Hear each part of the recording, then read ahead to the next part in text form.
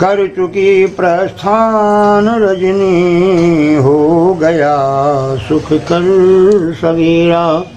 नूतन प्रकृति के मिस पवन ने श्वास ली जी खोल के, गाने लगी कोयल सुरीली कंठ में रस घोल के। मानी महीपों के हृदय पाखंड ने डाला है डेरा, कर चुकी प्रस्थान रजनी, हो गया सुख कर सवेरा। हमने ये पाया कि सन 1986 के बाद अभिव्यक्ति की लोगों ने आज़ादी पाली।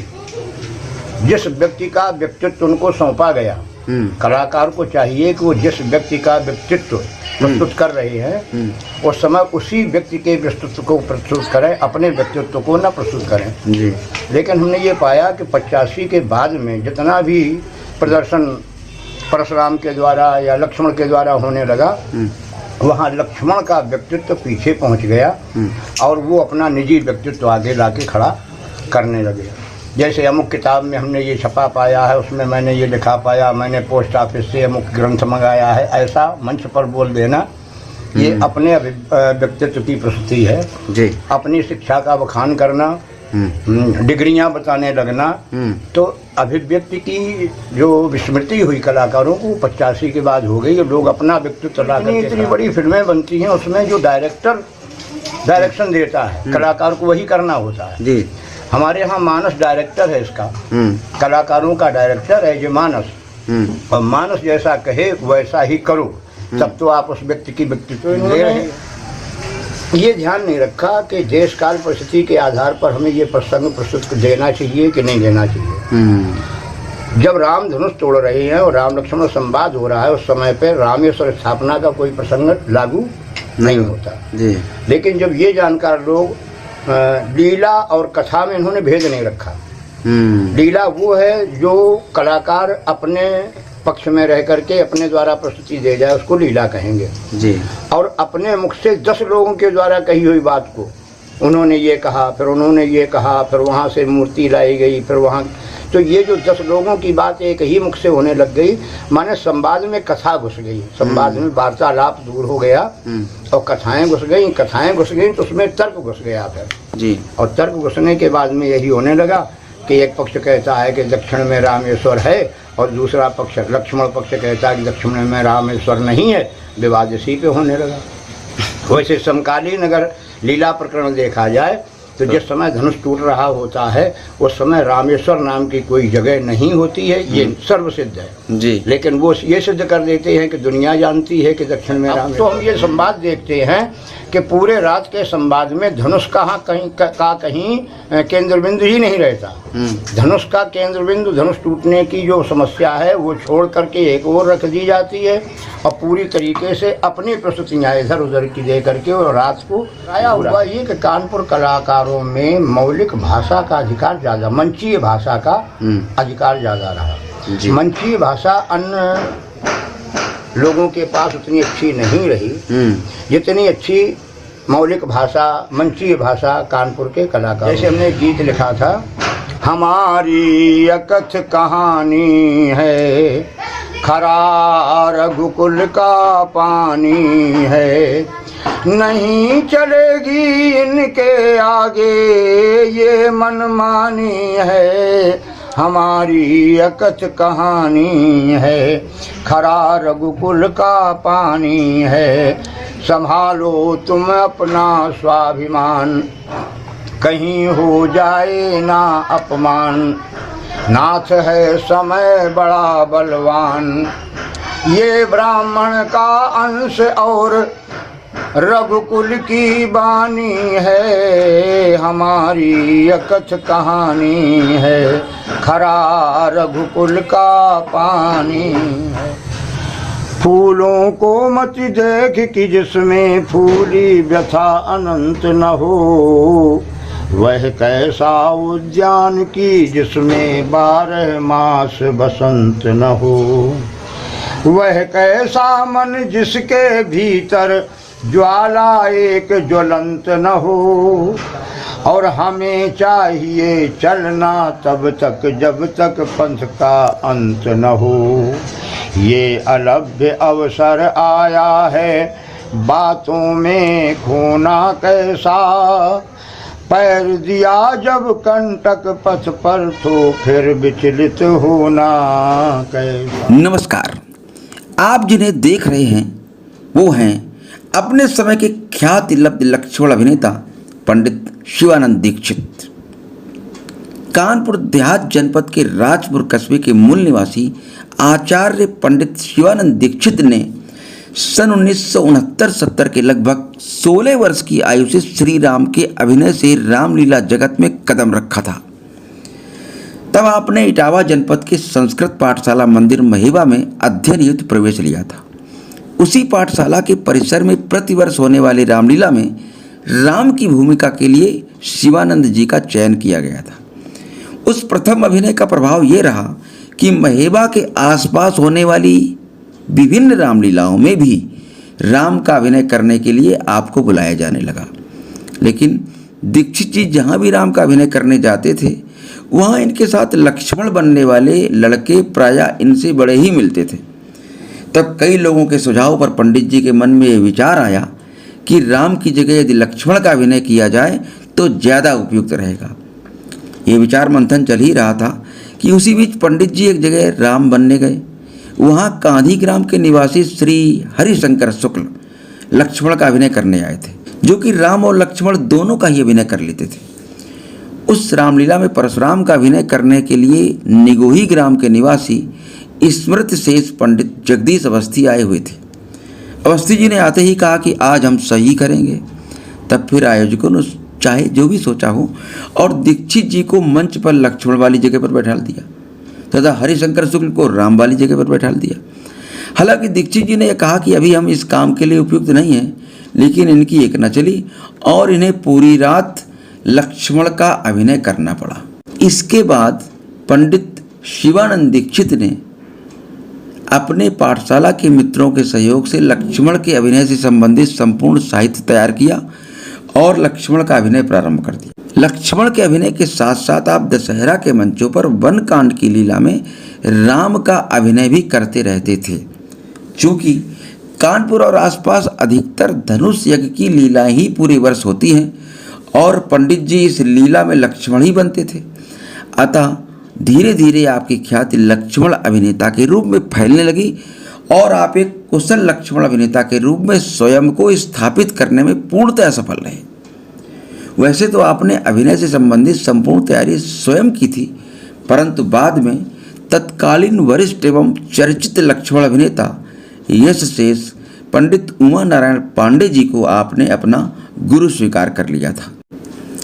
सन 1969 से प्रारंभ हुई पंडित शिवानंद दीक्षित की अभिनय यात्रा वर्ष 1992 तक अनवरत रूप से चलती रही। इस बीच आपने स्वयं को भागवत कथा प्रवक्ता तथा श्री राम कथा वक्ता के रूप में भी स्थापित करने में पूर्ण सफलता प्राप्त कर ली थी। 25 अगस्त 2022 को पंडित शिवानंद दीक्षित ने इस संसार को भी अलविदा कह दिया। दीक्षित जी ने अपने अभिनय से संबंधित कई गीत और छंदों की रचना किरण नाम से की थी। आपके लिखे कई गीत आज भी रामलीला मंचों से बोले जाते हैं, जैसे कि हमारी एकथ कहानी है, खरा रघुकुल का पानी है, होने दो कन्या का विवाह मुनि इसमें मत व्यवधान बनो। दीक्षित जी के पिता स्मृत शेष पंडित सुंदरलाल दीक्षित राजपुर की रामलीला में जामवंत का अभिनय किया करते थे। प्रस्तुत है पंडित शिवानंद दीक्षित से उनकी अभिनय यात्रा तथा रामलीला के विभिन्न संदर्भों पर 4 नवंबर 2016 को ही विस्तृत बातचीत। पंडित शिवानंद दीक्षित। रामलीला में कैसे शुरुआत हुई आपकी? हुआ यूँ कि हम शिक्षा के लिए मंदिर महेबा पहुँचे, इटावा जिले में जो शिक्षा केंद्र संस्कृत का है जी, तो वहाँ पर रामलीला मंदिर की ओर से ही होती रही। उसमें चयन हो गया मेरा राम के रूप में। अच्छा। अब 1 वर्ष राम की भूमिका निभाई और उसके बाद लोगों ने भी बुलाना शुरू किया। तो जब लोगों के बुलावे पर हम इधर उधर धनुष के दिन गए, संवाद के दिन गए, तो मुझे अपने से छोटा लक्ष्मण कहीं नहीं मिला।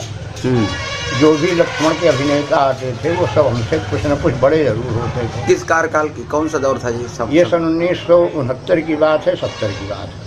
अच्छा, क्या उम्र थी उस समय आपको? उस समय मेरी उम्र रही होगी 15 या 16 वर्ष की। अच्छा अच्छा अच्छा। तो वो संस्कृत पाठशाला की पढ़ाई संस्कृत पाठशाला में प्रथमा के हम छात्र थे। संस्कृत पढ़ के फिर जो है लोगों का ये हुआ कि तुम राम मत बनो, क्योंकि तुमसे छोटा लक्ष्मण कोई नहीं मिल पा रहा है। तो एक बार हुआ ये कि एक जगह हम राम बनने गए, और राम अभिनेता जो थे वो राम का और लक्ष्मण का दोनों का अभिनय करते थे जी। उनका नाम है श्री हरिशंकर जी शुक्ला कांधी के। तो वहाँ पर परशुराम का अभिनय करने के लिए जगदीश अवस्थी निगोही वाले जब पहुँचे जी, तो उन्होंने कह दिया कि आज हम सही करेंगे, और मुझे लक्ष्मण वाली जगह पर बैठा लिया गया, उनको राम वाली जगह पर बैठा लिया गया। मैंने बहुत तेरा सोचा समझा और ये कहा कि शायद हम इस काम के लिए उपयुक्त है नहीं। तो उन्होंने कहा कि नहीं, जो भी हो आज लक्ष्मण तुम ही हो। तो पहला बिना किसी पूर्व तैयारी के? नहीं, बस वही सुन देख करके जो। अच्छा। हाँ, अगल बगल में बैठ करके उनका हमें याद, हमारा उन्हें याद। अच्छा, इस ढंग से, इस तरीके से मैंने पहली रात का पाठ पूरा कर लिया। और फिर ये कहा गया हमसे कि जब करना ही है तो इसको तैयारी पूर्वक करो। तो उसकी तैयारी करने लग गए। लगभग 2 साल बाद हम प्रकाश में आ गए जी, और लोगों के आमंत्रण पहुंचने लगे अपना जी। उन्होंने लगा विभिन्न परशुरामों के साथ जी। तो विभिन्न परशुरामों की संगत में जब आए तो अनेकों बातें हमें उनसे खुद मिली जी। अनेकों बातें सीखने को उन्हीं से मिली। और उसके बाद में तो लगभग सन 70 के आसपास आपने लक्ष्मण बनना शुरू किया था? हाँ। और 69 को सीखना मानिए और 70-71 को शुरुआत मानिए। हाँ। 92 तक किया। और 1992 में जब मैंने अपने को सक्षम नहीं माना जी, तो मैंने ये सोचा कि अब काफ़ी हो गया है। 21 साल 22 साल का अभिनय बहुत होता है। तो ही राजपुर में इसको हमने समापन दिया जी। और वो भी धनुष भंग करने के बाद उसमें श्री कृष्ण पंडित जी की परशामी वही हमारे सही जोड़ के थे। अच्छा। हाँ, वो प्रसन्नता पूर्वक ये कहते थे कि अगर शास्त्री जी राजपुर वाले लक्ष्मण बन रही है तो हम जरूर आएंगे। अच्छा, उनसे संवाद आपका बढ़िया होता था? हाँ, मेरे हिसाब से संवाद से तो सबसे माने, क्योंकि हम उसको अपने व्यक्तित्व से न जोड़ करके समाज के मनोरंजन से जोड़ करके देखते रहे हैं। समाज को पूरा आनंद मिल जाए, हमारा भी अपना अस्तित्व बना रहे, परशुराम का भी अपना अस्तित्व बना रहे। तो छोटे से छोटे परशुराम से लेके और श्री कृष्ण पंडित जी तक, जगदीश निगोही वालों तक, कृष्ण मुरारी पेयन चतुर्वेदी इत्यादि सबके साथ में जी। हाँ, माने प्रस्तुति देने में हिचकते नहीं थे और सभी लोग प्रशंसा पाते थे, हमें भी प्रशंसा मिलती। तो उसे गुरु किसको बनाया था आपने लक्ष्मण के अभिनय का? इस संबंध में हमारे उमा बाबा जी। उमा बाबा को हुआ ये, पाठ तो करने लगे थे, वो मनमुखी था, अपनी तैयारी देख सुन करके या लोगों से एक आध लिखवा दिया जी। लेकिन उसी दौरान हम कानपुर पहुँचे। तो कानपुर में मेरा संपर्क उमा बाबा से हो गया। कानपुर भी रहे? हाँ, कानपुर रहे 6 साल। अभिनय की वजह से? अभिनय की वजह से भी, व्यवसाय की वजह से भी कानपुर रहे। व्यवसाय मतलब ये? हाँ, एक फर्म थी।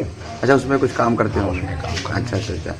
तो अच्छा, ये 92 में लगभग तो उमा बाबा ने भी हमें शिष्य स्वीकार किया, लेकिन एकलव्य शिष्य स्वीकार किया कि तुम हमारे एकलव्य शिष्य हो। उनका वो पत्र आज तक मेरे पास रखा है जी। हाँ, कि हम तुम्हारे मिट्टी के द्रोणाचार्य हैं और तुम्हारे एकलव्य नाम के।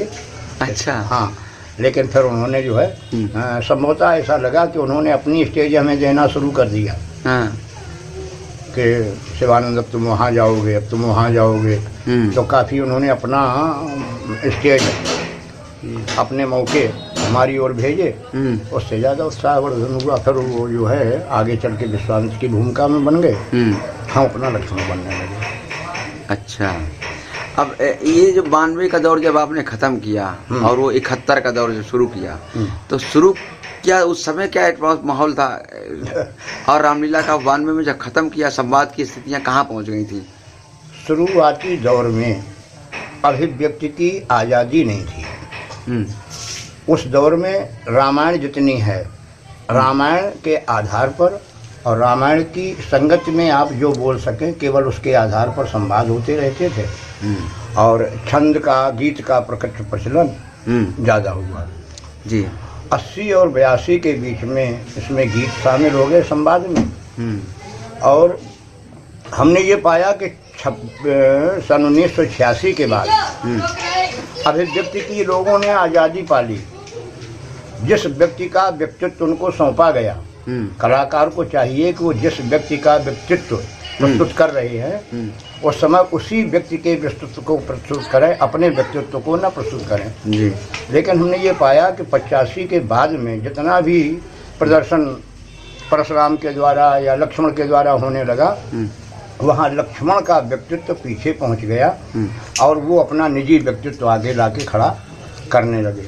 जैसे अमुक किताब में हमने ये छपा पाया है, उसमें मैंने ये लिखा पाया, मैंने पोस्ट ऑफिस से अमुक ग्रंथ मंगाया है, ऐसा मंच पर बोल देना ये अपने व्यक्तित्व की प्रस्तुति है जी। अपनी शिक्षा का बखान करना, डिग्रियां बताने लगना, तो अभिव्यक्ति की जो विस्मृति हुई कलाकारों को 85 के बाद हो गई। लोग अपना व्यक्तित्व ला करके खड़ा करने लगे, जबकि होना ये चाहिए भाई जी। इतनी बड़ी फिल्में बनती हैं, उसमें जो डायरेक्शन देता है कलाकार को वही करना होता है जी। हमारे यहाँ मानस डायरेक्टर है, इसका कलाकारों का डायरेक्टर है जो मानस, और मानस जैसा कहे वैसा ही करो, तब तो आप उस व्यक्ति की व्यक्तित्व दे रहे हैं।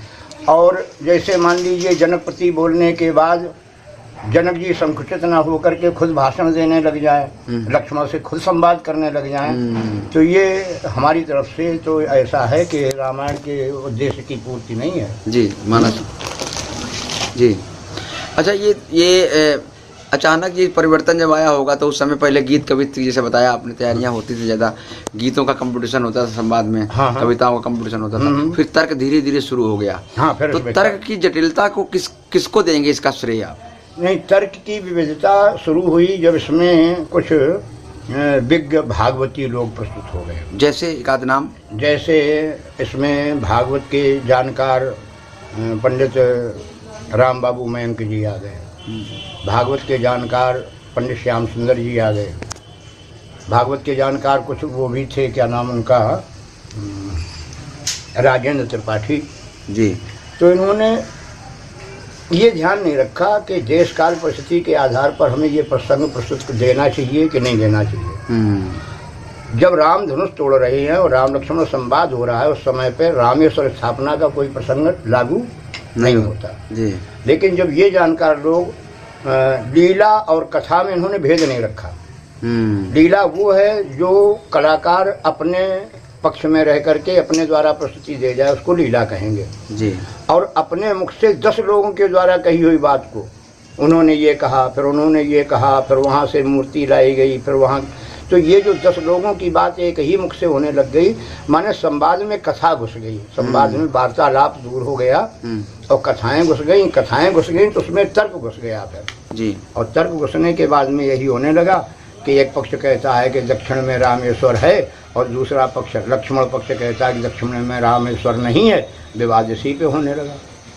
वैसे समकालीन अगर लीला प्रकरण देखा जाए तो जिस समय धनुष टूट रहा होता है उस समय रामेश्वर नाम की कोई जगह नहीं होती है, ये सर्वसिद्ध है जी। लेकिन वो ये सिद्ध कर देते हैं कि दुनिया जानती है कि दक्षिण में रामेश्वर है। तो ऐसी विसंगतियां भी। इसके अलावा और जटिल तर्कों की शुरुआत किसने की? जटिलता का जो क्रम रहा है संवाद, वो सब श्री कृष्ण पंडित जी की देन है। इनके भी ये भी गद्य के, हाँ, इनकी माने ऐसे प्रश्न जैसे स्वप्न कब आता है, बीच में किसी बात को लेकर के अगर उनका बीच में प्रश्न हो गया तो सुलझाना प्रतिपक्ष का काम है, तो अब उसको सुलझाया भी गया। तो बहुधा जो बीच में तर्क घुसा है वो श्री कृष्ण पंडित जी के द्वारा घुसा है। और लेकिन उनका तर्क इतना मार्मिक था कि लोग सुन करके समझ करके उनको भी विद्वान मानते थे, पूछने वाले को भी और बता देने वाले को भी विद्वान मानते थे। खड़े प्रश्नों का दौर था। हाँ, खड़े प्रश्नों का दौर था उस समय में। खड़े प्रश्न कितने ठीक है संवाद के लिए? कैसे खड़े पर सीधे सीधे? अच्छा जी बताओ ये क्या है? हाँ, अच्छा बताओ फला क्या है? हाँ, ये राम बाबू मयंक में और श्री कृष्ण में दोनों में ये बात थी। और उसमें फिर हार जीत का फैसला करने लगा। हाँ। अच्छा, लोगों ने ये सोचा कि ताली किसकी बज जाए। संवाद में एक परंपरा ये आई कि समाज में ताली किसकी बजे, उनकी ताली बज जाए, ये लक्ष्मण चाहते रहे और लक्ष्मण चाहते रहे परशुराम की ताली बज जाए जी।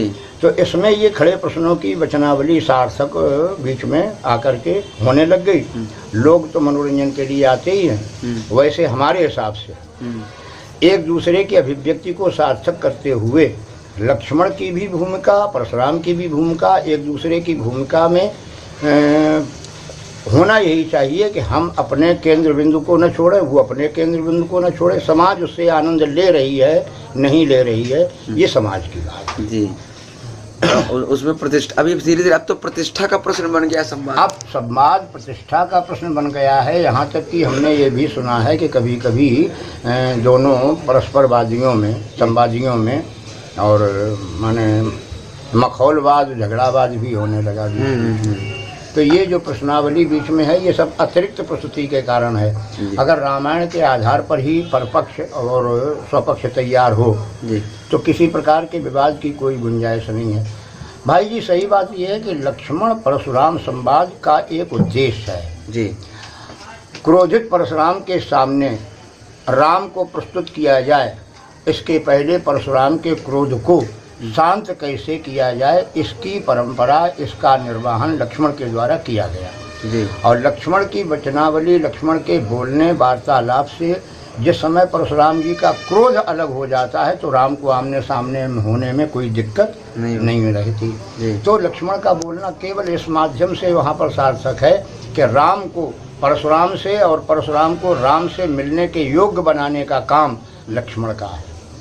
ये अच्छा, आप जिस समय ये आपका उस समय वो गीत कविता की तैयारी चल रही थी, आपका उसी ढंग से एक माहौल चल रहा था 70 का पूरा दौर, और अचानक फिर इस तरह की ये भागवताचार्यों के द्वारा ये तर्क वितर्क, तो फिर उसमें कैसे तैयारी करनी पड़ी आपको? ऐसा है, या वो बैकग्राउंड आपका काम आया जो संस्कृत का था? नहीं, परिवर्तन के दौर में रामलीला भी आई है। रामलीला में पहले जो था वो 2 साल से ज़्यादा नहीं चला, 2 साल जो चला वो चौथे साल नहीं चला। कुछ न कुछ उसमें नवीनता विज्ञ लोग, कवि लोग या स्वयं कलाकार लोग देते रहे जी। और वो परिवर्तन धीरे धीरे होते होते और यहाँ तक कि पहुँचा कि पहले छंद से और छंद के बाद में गीतों से और गीतों के बाद में फिर तर्क से और तर्क के बाद से अब अपनी विद्वता से संवाद। माने अब तो हम ये संवाद देखते हैं कि पूरे रात के संवाद में धनुष कहीं केंद्र बिंदु ही नहीं रहता। धनुष का केंद्र बिंदु, धनुष टूटने की जो समस्या है वो छोड़ करके एक ओर रख दी जाती है और पूरी तरीके से अपनी प्रस्तुतियाँ इधर उधर की दे करके और रात को पूरा कर दिया जाता है। अब जो लोग ये करते हैं कि मानस के आगे के प्रसंगों की भी चर्चा करते हैं, हाँ, ये हम संगत नहीं मानते। उनसे जब चर्चा की तो उन्होंने कहा कि अब एक उम्र होने के बाद फिर ये होता है कि पूरे मानस का मंथन हो जाए, किस तरीके से लोग उसका आनंद लें। नहीं, तो ये व्यक्तिगत रूप से तो हो सकता है, किसी की व्यक्तित्व की प्रस्तुति करके ये नहीं किया जा सकता।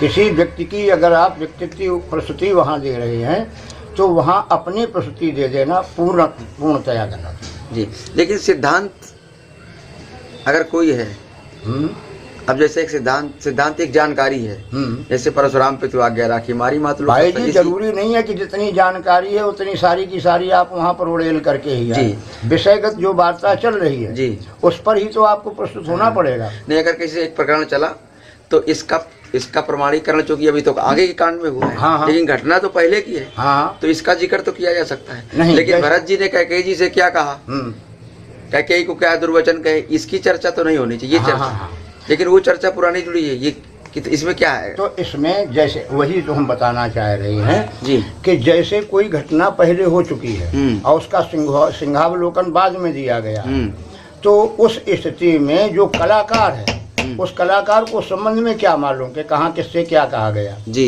कलाकार के संबंध में कथाकार को मालूम होगा, लेकिन कलाकार को संबंध में ये बात कतई मालूम नहीं होगी कि वहाँ कैसे क्या हुआ है।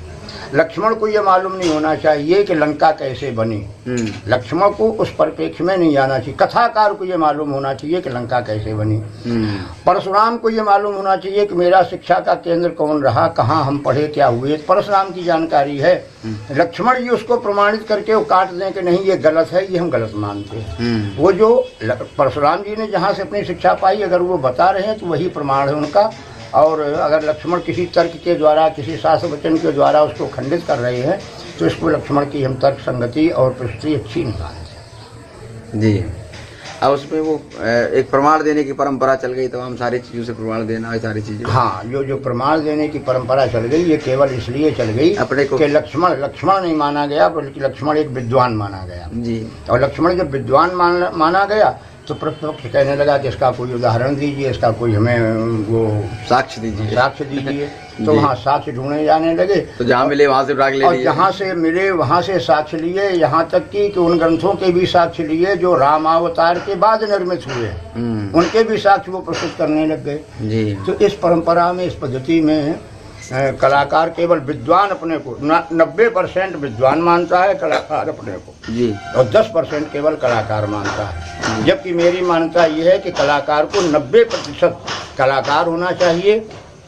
10% विद्वान होना चाहिए। लेकिन एक प्रोड्यूसर अगर कहता है कि विलेन को हीरो मारेगा और हीरो गिरेगा तो हीरो को गिरना पड़ेगा। अब ये जो वर्तमान में चल रहा है वो चाहे जो कुछ कहता रहे, ग्रंथ कुछ भी कहता रहे, लेकिन परशुराम या प्रतिपक्ष चाहे वो जिस संवाद में ले लो, वो हारी मानने को तैयार नहीं है, डायरेक्टर की बात को मानने को तैयार नहीं है, संबंधित ग्रंथ की बात को मानने को तैयार नहीं है। अच्छा, एक और चीज़ है कि गीत कविता का संवाद जो होता था, पहले भी होता था, यहाँ भी होता था। ये संवाद तो जहाँ भी रामलीलाएं होती है वहाँ भी होता है। हाँ, हर जगह होता है। लेकिन कानपुर की रामलीला को, ये कानपुर की जो लक्ष्मण परशुराम संवाद है, धनुष यज्ञ है, इसको जो प्रशंसा मिली वो तभी मिली जब इसमें इस तरह की चीज़ों का समावेश हुआ। ये मानते हैं कि नहीं मानते? तर्क का ये इन तर्क का ये कानपुर की प्रतिष्ठा क्योंकि कला की दृष्टि से, स्वर साहित्य की दृष्टि से बहुत अच्छी रही। कानपुर के कलाकारों में माने विद्वता तो उतनी नहीं रही जी, लेकिन उनके यहाँ सेटिंग इतनी बढ़िया बनती थी, उनके यहाँ गीत और संगीत इतना बढ़िया था कि उस बैच में वहाँ पर कानपुर में एक कलाकार परिषद और एक कलाकार संघ, ये दो चले। कुछ लोग कलाकार संघ के, कुछ लोग कलाकार परिषद, सबके पास अपने अपने कवि थे। तो उन कवियों ने सबके पक्ष के अपने अपने जनक के गीत भी लिखे, राम के गीत भी लिखे, परशुराम के भी लिए। और वो जब कानपुर के कलाकारों को मिल गए तो कानपुर के कलाकारों को ज़्यादा श्रेय मिलने लगा। नहीं, कानपुर के कलाकारों का मतलब है कानपुर, ये जो शैली है कानपुर और 4-5 जिलों में लक्ष्मण परशुराम संवाद की विषय, इसको जो प्रसिद्धि मिली, जो पूरे भारत की रामलीलाओं के लक्ष्मण परशुराम संवाद को नहीं मिली, ये 2-3-4 जिलों की प्रसिद्धि मिली। तो इसके पीछे का कारण क्या है प्रसिद्धि का? तो गीत कविता तो सारी जगह ही होते हैं। नहीं, ये गीत सब जगह हो गए, फैल गए, बाद में फैले हैं। प्रारंभ इनका कान्हेपुर से है। चाहे जो गीत आप ले लीजिए, हम उसके रचनाकार को बता देंगे और उसके पहले प्रस्तोता को भी बता देंगे, और उसके बाद उसका जब वितरण हुआ, उसका बंटवारा हुआ, तमाम लोग उसको बोलने लग गए। प्रायः हुआ ये कि कानपुर कलाकारों में मौलिक भाषा का अधिकार ज़्यादा, मंचीय भाषा का अधिकार ज़्यादा रहा।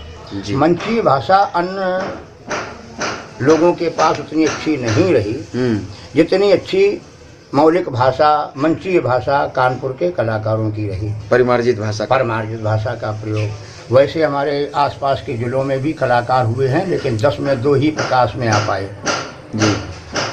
और कानपुर में जो कलाकार उभरा वो तभी उभरा जब उसके पास कुछ खास हुआ। वैसे तमाम कलाकार कानपुर में भी ऐसे हैं जो प्रकाश में नहीं आ पाए जी। लेकिन कानपुर का कलाकार तभी माने प्रकाश में आया जब उसके पास में स्वर, साहित्य, स्वरूप और प्रस्तुति, इन सबकी भूमिका और भाषा, इनकी प्रस्तुति उसने जब जनता को दी तो जनता को ज़्यादा ग्राह्य हुई। इसलिए कानपुर के कलाकारों के द्वारा प्रस्तुति रामलीला में और विशेष करके धनुष यज्ञ में अद्वितीय रही, कोई उसका जोड़ नहीं। जी। वो जो हम जो बात छूटी जा रही थी कि जब वो गीत कविता से तर्कों की स्थितियाँ आई तो आपके व्यक्तिगत तैयारी में कैसे उसमें आपने अपने आप को परिवर्तित किया? हमने काफ़ी कुछ ऐसा सोचा कि अपना कुछ लिखा जाए। अच्छा। क्योंकि हमारे जो विद्यालय के छात्र थे, और विद्यालय के छात्र हमारे सहयोगी थे, बढ़िया हमसे ऊंचे क्लास के थे, तो उन्होंने कहा कि अपना जब तक मौलिक कुछ नहीं होता है तब तक ज़्यादा अच्छा बनता नहीं है। तो उसी टाइम में कुछ भगवती की ऐसी कृपा हुई कि कुछ हमने गीत लिखे। माने कुछ गीत हमें लिख के यूँ कह दें कि 30% गीत हमने अपने में शामिल किए।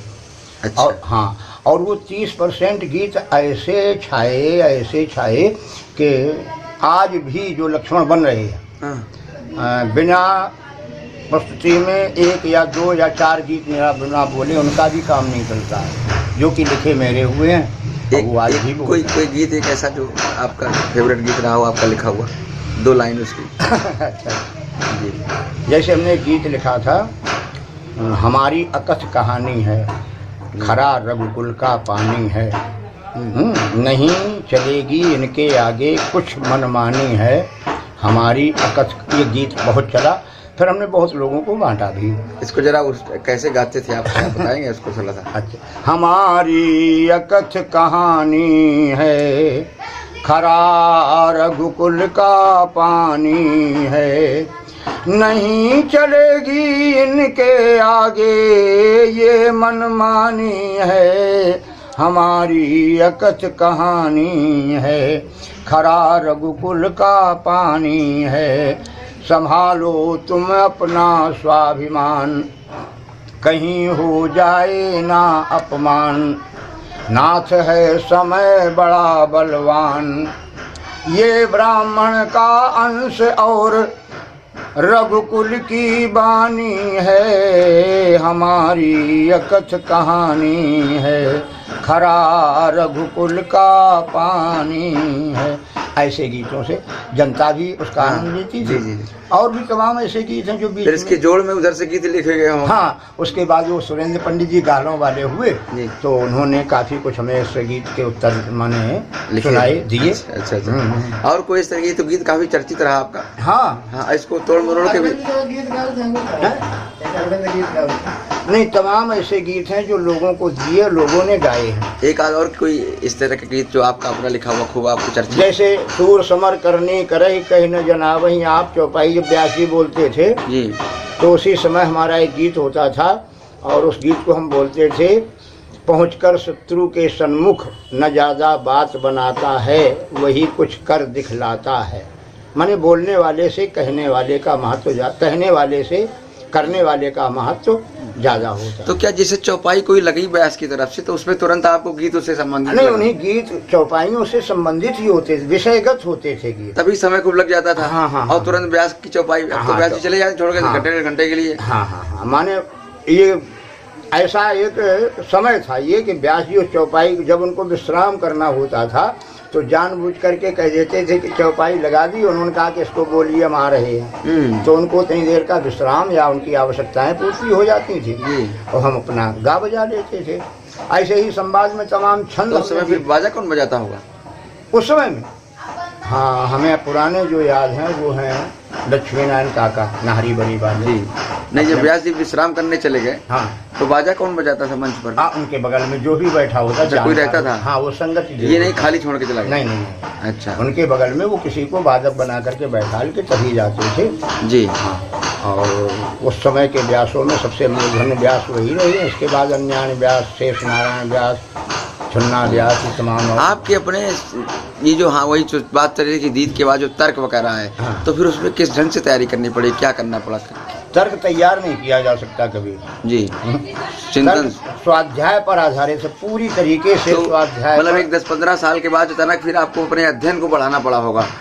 एक लाइन चली आ रही थी कि अब इस तरह से हमको अपना बनाना है। हाँ। लाभ इसलिए हमें मिला कि प्रारंभ में जब हम राम या लक्ष्मण बने हैं जी, तो राम का भी पूरा हमें 7 कांड का अभिनय तैयार था जी, और लक्ष्मण का भी 7 कांड का अभिनय तैयार। 7 कांड में लक्ष्मण बनते थे? 7 कांड में भी हम लक्ष्मण बनते थे, पूरे कांड में राम भी बनते थे, धनुष के दिन केवल लक्ष्मण बनते थे जी। तो सहयोग हमें इसलिए मिला कि हमें लक्ष्मण के विषय की पूरी जानकारी थी जी, राम के विषय की पूरी जानकारी थी, परशुराम के विषय की पूरी जानकारी थी, तो इसलिए हमें वो ज़्यादा माने अपने अनुकूल पड़ गया उस समय। अच्छा, जैसे धीरे धीरे संवाद का प्रचलन बढ़ा, रुचि बढ़ी लोगों को भी संवाद के प्रति, तो पूरे दशहरे में जिस दिन धनुष हुआ तो उस दिन का लक्ष्मण चेंज हो गया, बाकी दिन एक अलग बनता रहा कोई वन कांड के लिए।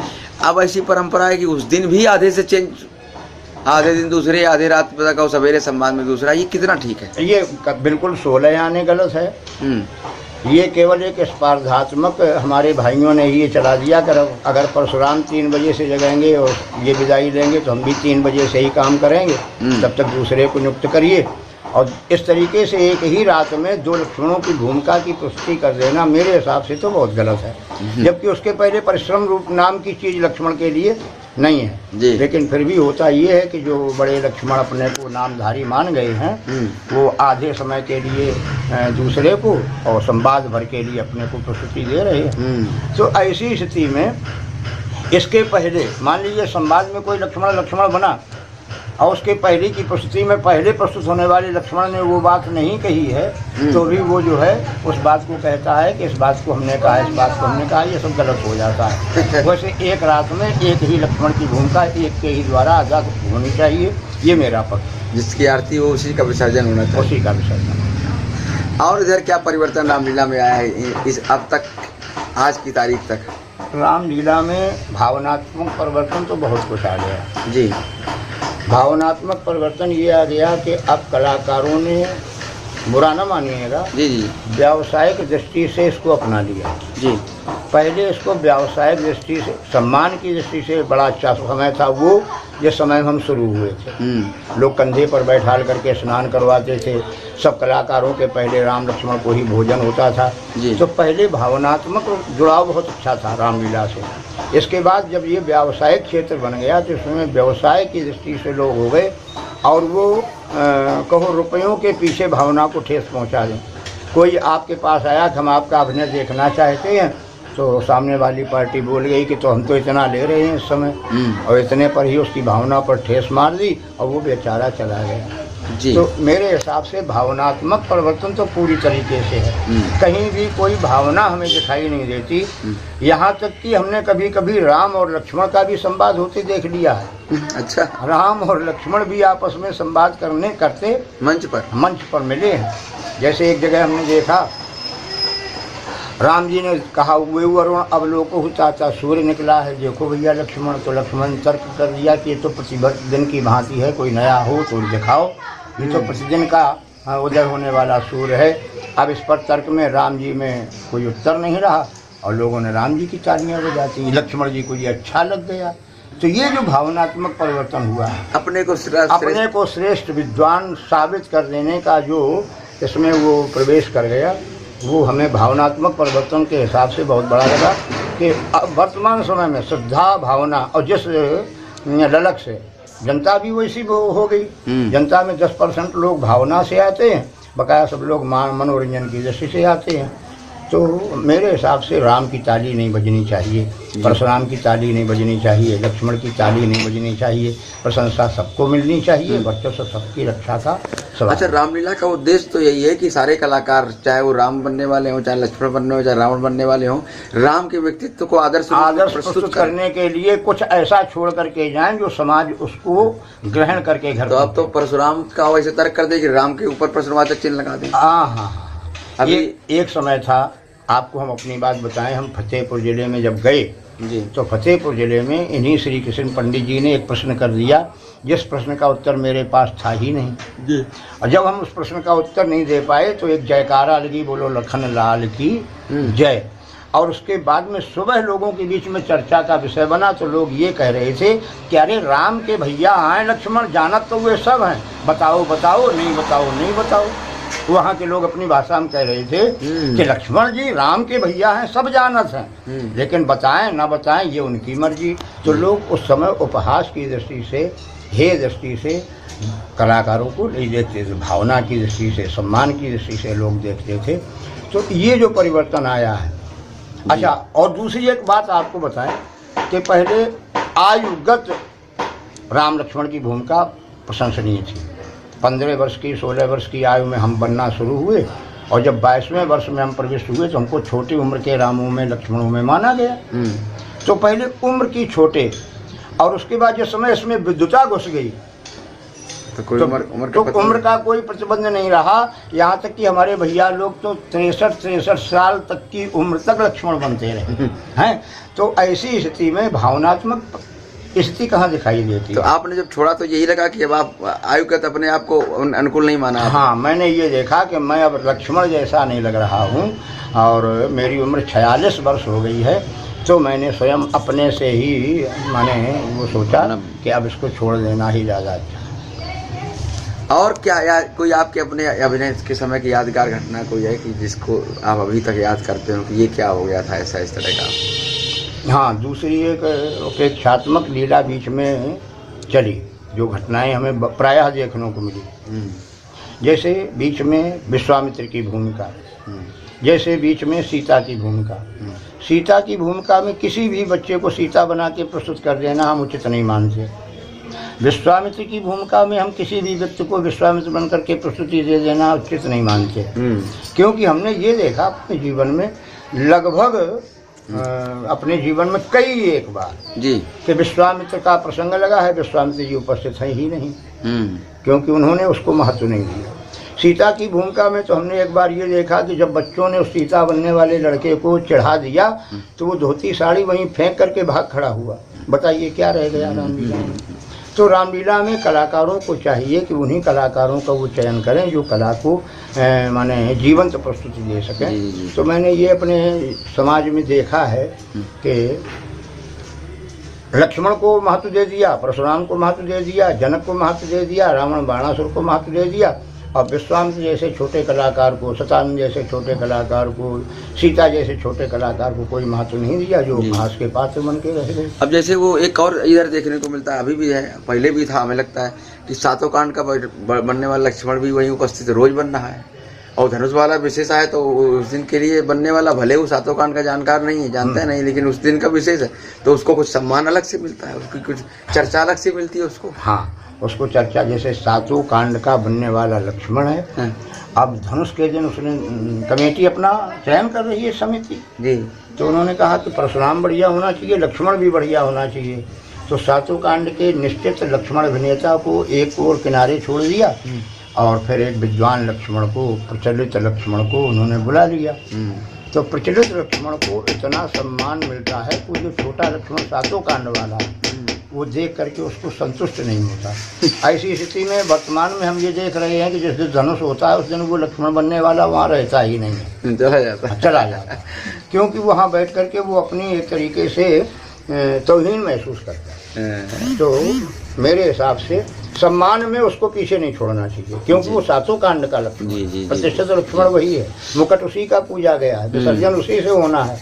ये बीच के आगत लक्ष्मण जो यद्यपि विद्वान है, प्रस्तुति अच्छी है, सक्षम प्रस्तुति है, लेकिन सम्मान में उन लोगों को भी नहीं बोलना चाहिए। ये है 2-4 जिलों में जहाँ संवाद का महत्व, बाकी जहाँ बाहर मथुरा की नहीं, इधर मथुरा, अलीगढ़ या इधर चले जाओ ललितपुर, झांसी तरफ, ये उधर नहीं है। वही लक्ष्मण रोज बनेगा जो बना है। कानपुर की महज जितने आसपास पहुंच गई है, बस उतने में ही ये ज्यादा है कि लक्ष्मण का चयन धनुष भंग के दिन अलग से हो रहा है।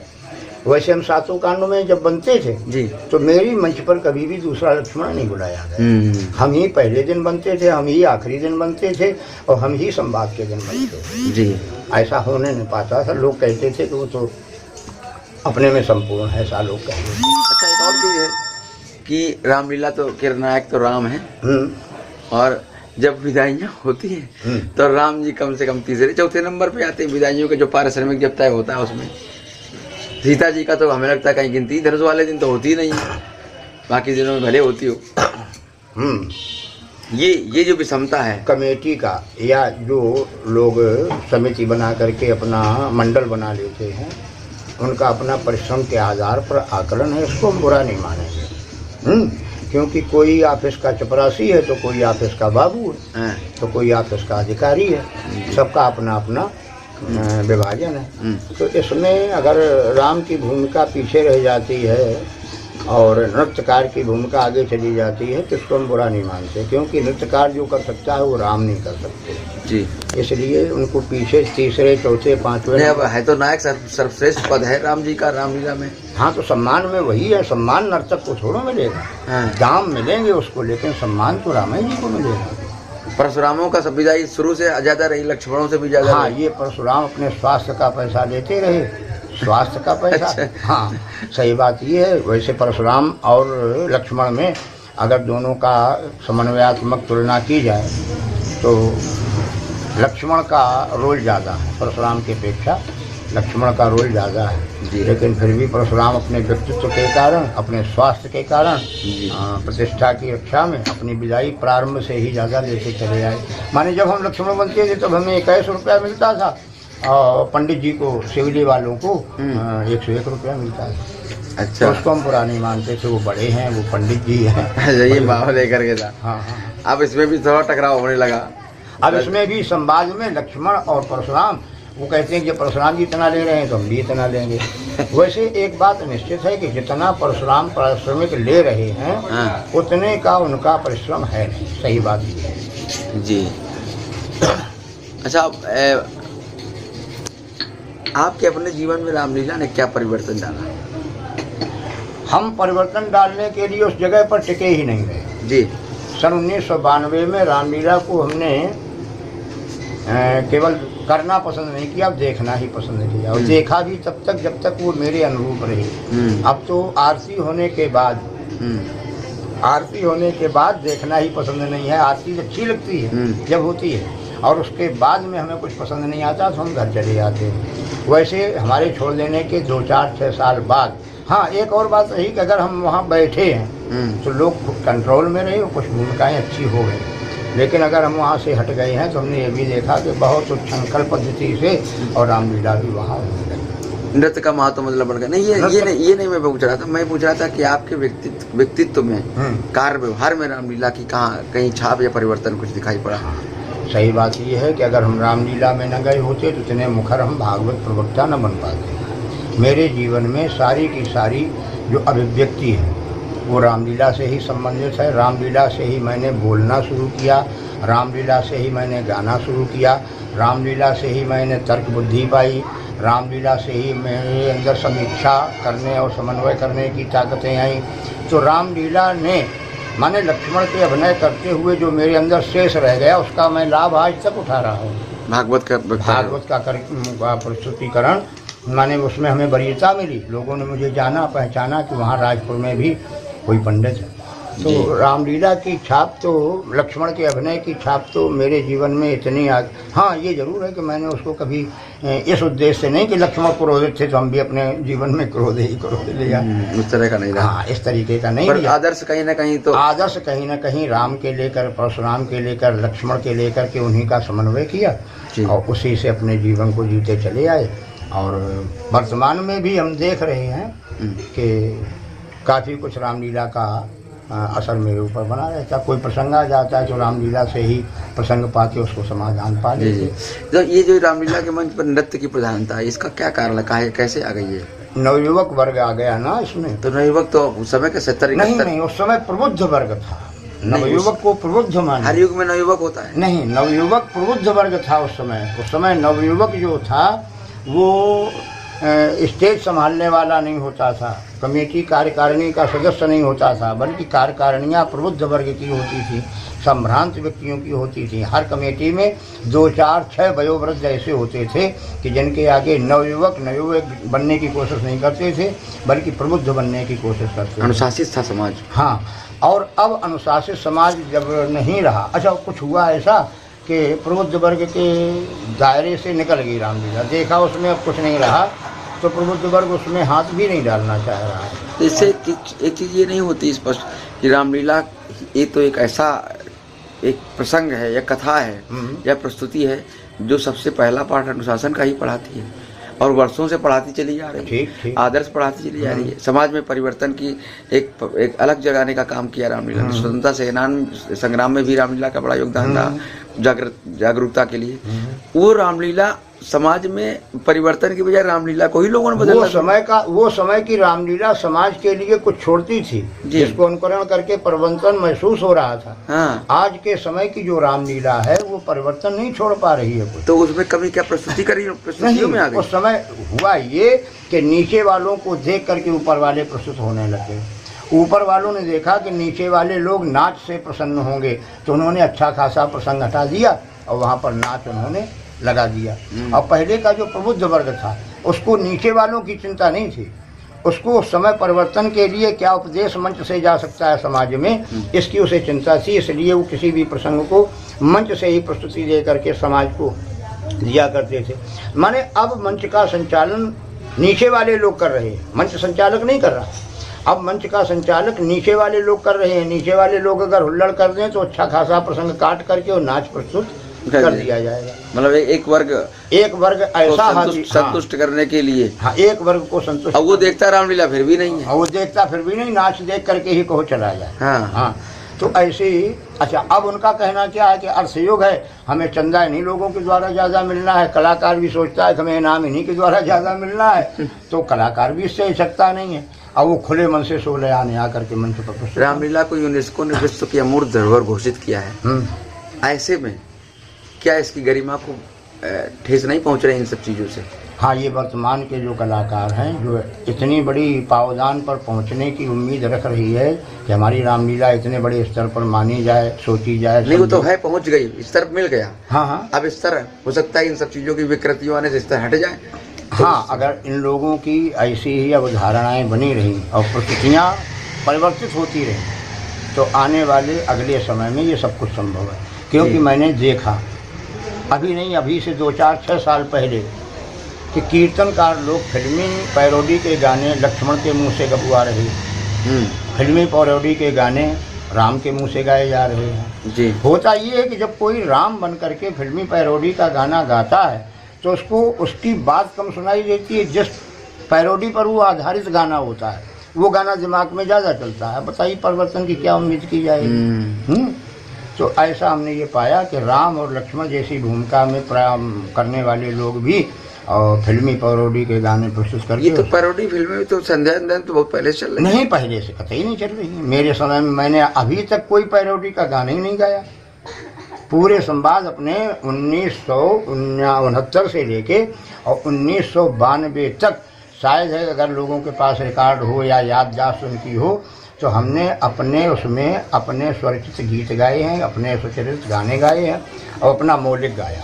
ये पैरोडी कहाँ से कब से आ गई है? इसका ये नहीं, फिल्मी रुझान लोगों का, टेलीविजन और फिल्मी रुझान जब से लोगों का बढ़ा, हाँ, तब से ये पैरोडी के गाने आ गए। कीर्तनकारों ने गाने बनाए, कीर्तनकारों के गाने कलाकारों के पास आए और कलाकारों ने अपना गाना। तो ये सन 80 के बाद की स्थिति आ रही है? नहीं, 80 के बाद नहीं, ये लगभग हुआ है 90 के बाद।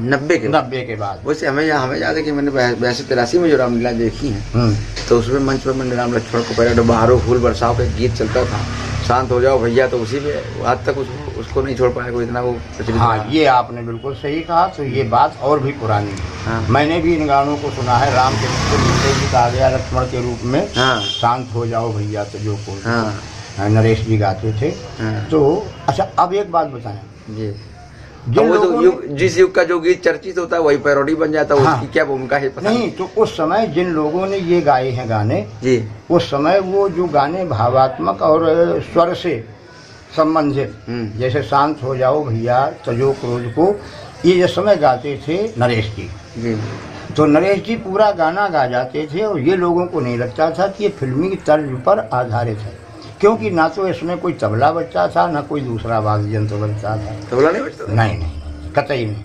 तो ऐसे गीतों को गा देने से और सामाजिकता अच्छी लगती है, उनका गाना वो आज भी हिट है और उसके मुकाबले कोई गाना उस जगह को ले नहीं पाया आज। नहीं, तब वो गाना भी मतलब अच्छा था। नहीं, गाना भी अच्छा होता, वो गाना का डायरेक्ट सीधा गा दिया जाए सब किसी जगह पे। अब तो पहले नहीं, अब तो पहले तर्ज बताने के लिए कलाकार मूल भाग पहले सुना देता है कि हम इस तर्ज पर गाने जा रहे हैं, और फिर वो गाता है। संध्या में भी इस तरह की संध्या नहीं, शुरुआत से ही अब तो माने फिल्म के आधार पर ही पूरी रामलीला हो रही है। मेरे हिसाब से तो ये है कि फिल्म की गाने ऐसा तो नहीं, अगर कलाकार राम लक्ष्मण या किसी भी कलाकार से ये कह दिया जाए कि आप फिल्मी गाने की तर्ज पर कोई गाना नहीं गाएंगे, तो वर्तमान में बनने वाला जितना राम या लक्ष्मण है, या विशेष करके यूँ कह दें कि कानपुर और जालौन जिले का जी, वो सारे के सारे फेल हो जाएंगे। अब तो संवाद में भी फिल्मी, अब संवाद में भी ढोलक बजने लग गई, संवाद में जनक भी फिल्मी गाने की तर्ज की पैरोडी गाने लग गई, संवाद भी फिल्मी गानों पर और संवाद भी फिल्मी गानों